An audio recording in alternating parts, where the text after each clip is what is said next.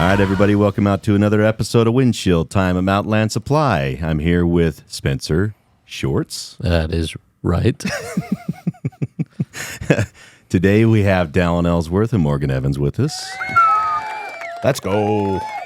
Ooh, I like that. That actually wasn't even a sound effect. That's our studio audience Yeah, exactly. hanging out outside. You can't see them. Yeah, you guys can't see them. They asked to not be seen. Yep. But there's this whole fan group that are fanboying No after laugh these machine guys. going on. None whatsoever. So I wanted to have you guys in today because I wanted to kind of explore what this new initiative is that we've been doing with Morgan, especially targeting some larger accounts that sometimes are either in-house and either underperforming or dormant, or outside that we've never sold to before because we haven't had the product offering or the right relationship, something like that. Well, that's all been part of it, but a lot of it was we have customers that are already dealing with us that we consider to be key accounts and want to focus on them to make sure they're taken care of and also maybe grow with them. Well, because everybody has their own needs, right? And every company's different.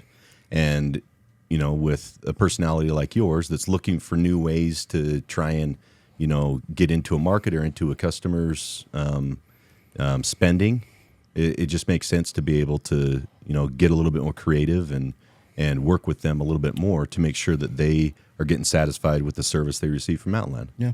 And we already do that somewhat. We just got back from a trip with what I would consider key accounts that Mountainland sees as a key portion of our business is those guys. So to be part of that with them is, that's what I think it's about anyway. Well, totally. You know, we have a lot of really high performing customers that are very loyal to us and love to do business with us.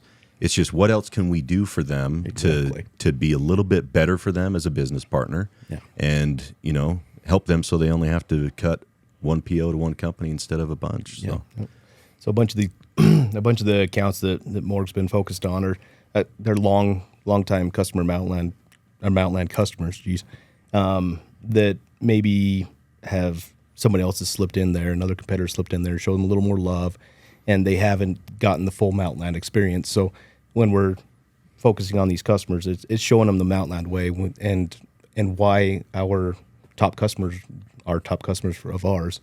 You know, we show them love, we take care of them, we make sure their business is running smoothly, and we're true partners. So trying to identify those accounts that maybe don't see the benefit of working with Mountainland, let's show them that way. And it's always easier to revive an account or focus on an account that we already have somewhat of a relationship than go knock on a cold call or knock on a door. So that's kind of what Morg's been doing, and it's been very beneficial. We've seen a lot of success already from just showing them a little extra love and just another touch there too. So the sales guy's still there. We have another touch. More goes in there. I go in there. We get them out to a game with the executive team or something like that, and just those extra touches goes a long ways with those guys. Oh, totally. A lot of our customers that, you know, we focus on in this effort, some of them have been such long-term customers with us that they did business with us prior to ever even having a marketing program or having, you know, the relationships with, you know, the Jazz or the Mammoth or anything like that. So they haven't even participated in those things with us because they have been long-term customers and they have appreciated the service level that they've received. But what else is out there that we can do with them and for them? And we don't know until we ask the questions. So, you know, Morgan's been tasked with going out and asking the questions. And, you know, if they need some more attention from an outside salesperson, an inside salesperson, a different product category that we haven't sold in the past, well, let's get creative and let's figure out how to get that to them. That's a good point. A lot of those long-term customers, I mean, the new Mountainland, we're not the same company we were 10 years ago. Sure. And so maybe they haven't seen those benefits, and let's expose them to them. So I think that's the right way to go, is to focus on the guys that we already have relationships with and just, you know, better those relationships. Well, I'm glad that you mentioned touches too, because, if we can expose our customers to just more of who Mountainland is, I'm pretty damn proud of who we are as a company and who we are as people. And if we can show them that we do things differently than any other competitor that we have in the space, then we're going to give them less and less reasons to use those competitors. And part of that is just asking the questions. And because we don't know what we don't know. And a lot of times, and I can speak from experience, when I was in sales, you grow accustomed to a certain amount of business that you're getting from a customer.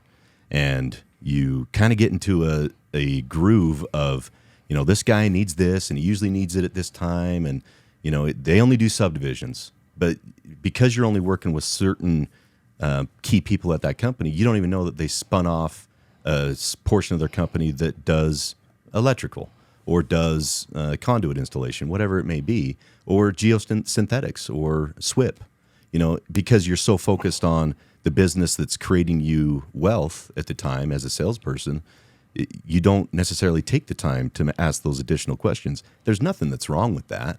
It's not a knock on anybody. It's just, as a company, we have to look for those new opportunities, because I read a stat years ago that it takes 600 times more of effort and money to gain a customer that doesn't buy from you, or to revive a customer that has bought from you but had a negative experience, than it does to maintain that customer relationship and to add to that, to what you're selling to them. And that's just upselling. Do you want fries with that? And it's just asking those same questions. So, well, I feel like we do it pretty well. As far as it's just natural. I don't think me going out and doing what I'm doing, I don't feel like I'm doing it for work. Like, even, and Dallin does it, and it's not that you try to go create something. Like, he goes and lifts with customers. Yeah. Right? This last weekend we had, I would call them 2 key accounts that we sat down and played Texas Hold'em with. At your house. Yeah. Yeah. And it wasn't, it isn't that, it's not all about business. There's not an ulterior motive to it, right? No, they're true. Unfortunately, this is our friends. They're like, this is our network. This is our network. Yeah. But this is who our friends are now, or who we do business with, truly are. And some of these guys are way successful in what they do. And are you calling me a friend, Morg? No, but the customers. I'm calling Jason and Tyler friends. But those that you go lifting with, you're not trying to get their business. You are true friends with them that happen to do business with what you're doing, and that's very well said. Like that's, and I think that's been the key to Mountainland success over the years, is that you have friendships that you happen to sell to. Yeah. You have friendships that happen to trust you enough in that friendship that they want to do business with you because they care about you. Yeah. And you care about them and you want them to be successful. And so you'll go out of your way and find new ways to help them find shortcuts. Hey, you don't have to worry about having another relationship with a SWIP company. We'll take care of all of your straw wattle. We'll throw it on a truck for you. That's where, Geo even came from, was just, how do we just help these customers buy one more thing from us so that we can make it easier for them and add a little bit more value to the business that they're doing with Mountainland. And I think this is just one more step in that adding value. How do we find ways to make it so that they don't have to go anywhere else for any of their stuff? Yeah. And it's to get them to have the mentality of, I want to deal with you guys. Yeah. Right? More than anything is, hey, you guys are, that's what a lot of these trips do. You're doing it because you're saying, hey, you do X amount with this, we'll provide an opportunity. But those opportunities become friendships along the way. And then at the end of the day, they're like, yeah, I really like this guy. I want to do more with him and see him succeed. Because they could go anywhere to buy the same material for pretty much the same cost anywhere. We're all within the same ballpark. It's a matter of who the customer ends up wanting to do the business with. And that's what I think we do well and what we want to get better at. And that's a great point, that we want to get better at it. We're not satisfied with mediocre. we're not satisfied with the status quo. We want to know where we're missing stuff. Yeah. Well, and when we call them key accounts, we take these customers that, like you were saying, like we don't want to ever lose their business. We want to make it better for them, and I think that's part of my role is to be there in between different events and seeing what we can do better, having those conversations that maybe they wouldn't share if you didn't have that kind of already a relationship. That'd be like, I don't want to tell you this, but I'm not going to buy from you guys anymore because I'm not jiving with your salesman right now. Right. And we've been in scenarios where they've been able to be more free with, hey, we're having issues here. Can we adjust, or can we make these changes?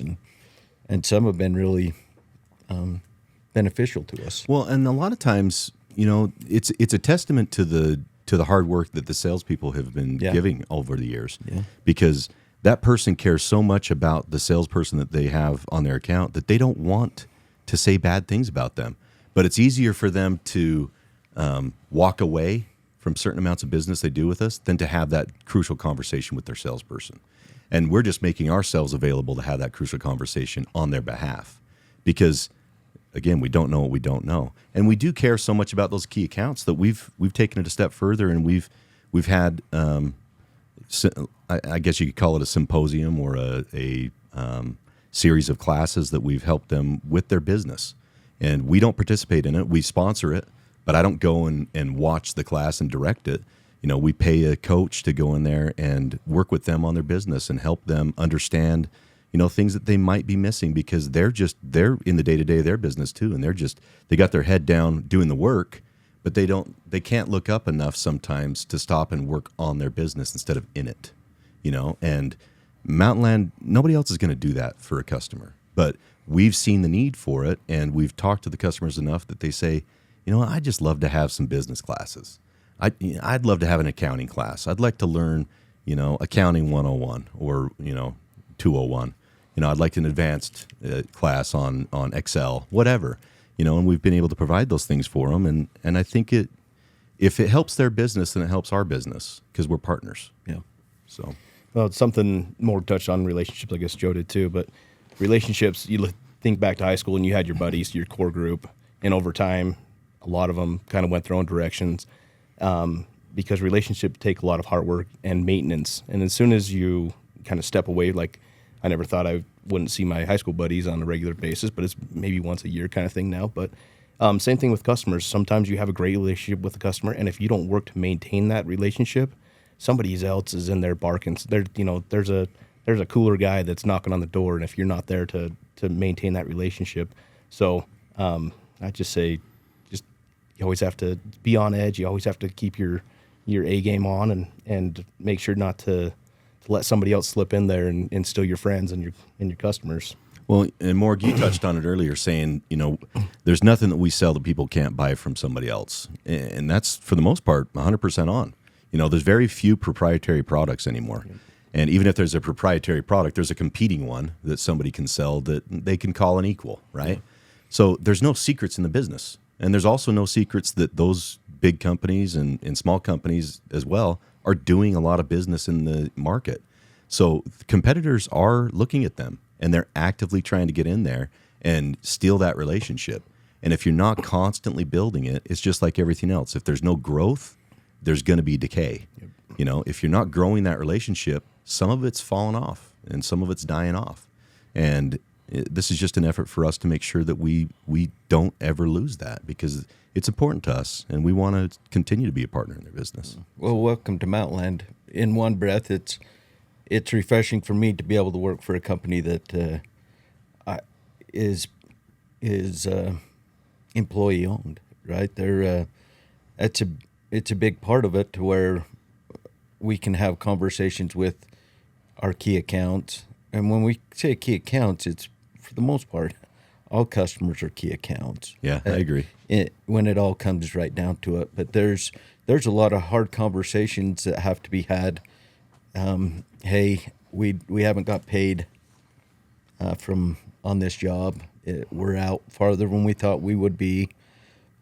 got overextended. I would rather deal with Dallin through that process than somebody at our competitors. Right.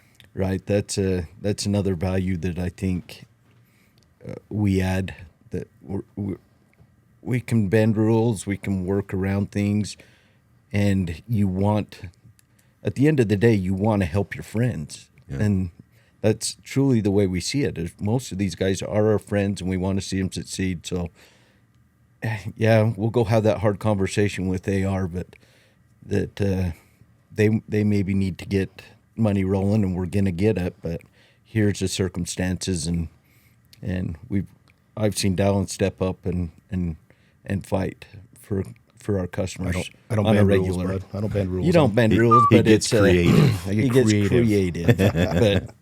But it's one of those things you wouldn't do if you didn't care about that customer and their own goals of saying, hey, we understand that you're in a hard position, but hopefully you guys see what we're doing for you, that we want to be a team. So the next time we're close on a job, let's work together, because we're going to be there and have your back, and as you guys have our backs. Because that's the kind of relationship we want with our customers, and some truly get it. Some of my better friends that I would consider friends, they get it as good as I do, or if they do, their companies get it as well as Mountainland. We've got some great customers that also see us as friends. Well, and like you said, knowing that we're employee owned and independent, that's a big thing for them, to know that their money that is hard earned and doesn't come easy goes to a company that is owned by their employees. Yeah. That driver that brings out the material to them is also benefiting from that being delivered. It's not going to a small group of shareholders. It's going to all the employees, and it's going to help them have a retirement someday that's not dependent upon the stock market, and it's not dependent upon a government. It's dependent upon the success of that company, and they want to be part of it. Yeah. And I think that's a great story to tell. And but they don't know unless we tell them. Yeah. Well, all our employees work within the bounds of our locations, right? So we're not paying some corporate company that isn't even in our community, nameless entity in our community. Yeah, it's a big deal. Yeah, even in Kansas, we may be headquartered in Orem, Utah, but in Kansas, those are owners. Yeah. In Missouri, those are owners. In Colorado, those are owners. Phoenix, Idaho, those are all owners, and that money that they're spending is going to the owners within that branch. Yep. Yeah. And that community, they eventually spend it within their community. That's one of our core values, right? Is helping our community. Yeah. So that's a great point. It is what we do. Yeah. We do it well. I would say that we do it better than anybody, and you guys are a huge part of that. So thanks for having the idea for the initiative. I think it's been successful, and it's going to be even more successul. So, yep. Thanks for doing it, Morgie. Well, thank you for the opportunity. You got any Brainbusters shorts you want to ask them? Ooh, yeah. Let's do one. So it's all about relationships, right? Maintaining these beautiful relationships. And when you're cutting off friends or something, high school or whatever, what are the thoughts that are going through your head? You're like, what value do you get out of this? Is it good or bad, or am I getting nothing at all? And the nothing at all, you might talk to them every few years or something. The good you want to keep, but the bad, you got no value at it. You cut it out. So what value are you showing these key customers for Mountainland? Golly, bud. What I told you, dude. He freaking brings the heat, dude. Yeah. This guy. I'm starting to get a cramp. I'm just trying to keep my leg going. Somebody bring me some table salt. Honestly, with that, even with customers, there's those customers that we want to keep and maintain and be true friends with. And then there's the people that aren't true partners. They're trying to use us for some resources, and then they're out. And we want to be able to identify those guys and partner up with the good ones. And the good ones we want to keep by, showing them us their value and being true friends, true partners, working with them, making sure that their business is growing and doing well. So I think it's just personally caring about. It's much more than business. It's more on a personal level. Like Morgan was mentioned, we sat down and played a game of Texas Hold'em with those guys, and we're homies. Like yesterday was my birthday. Thank you very much for saying birthday. Happy birthday. But I got a bunch of texts from customers yesterday that's not business. They're texting me because they care about me, and it makes me feel good. So I think just the personal touch and caring, truly caring. So that's good. What about you, Morgan? Got any ideas? Nope. He said it all. Tough to follow up. Said it all. Tough to follow up on. That was a good one, dude. That was good. You bring the heat.